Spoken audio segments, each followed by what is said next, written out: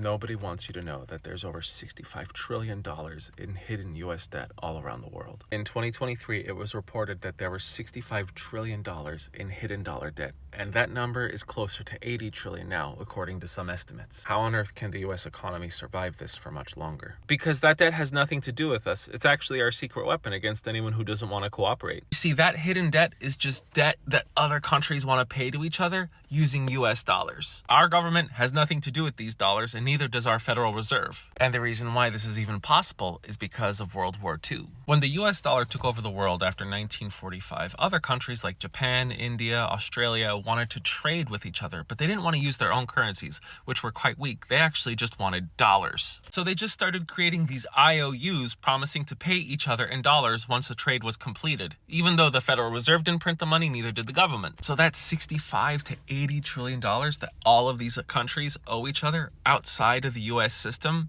have nothing to do with us. All it really does is create demand for more US dollars, no matter what's going on. There are other currencies that allow themselves to be used as a form of debt outside their country, but nowhere near the scope of the United States. The United States dollar consists of 66% of the entire world's offshore currency denominated debt, and the euro comes in at a distant second, 22%. The Japanese yen is number 3, the pound sterling is number 4, and the Swiss franc is number 5. But that Chinese yuan, which represents the world's second largest economy, and there are dozens of trillions of dollars of these yuan circulating around, no, not even 1% of currency denominated debt. And even though these dozens of trillions of dollars really have little to no impact on the US economy, we can use it to hurt other countries. When Russia invaded Ukraine in February of 2022, the US sanctioned them, but they still allowed Russia to issue debt that was denominated in dollars. But the sanctions that were put in place were pretty strong. They couldn't sell oil above $60 a barrel. They had to limit a lot of their oil trade into the shadow fleet.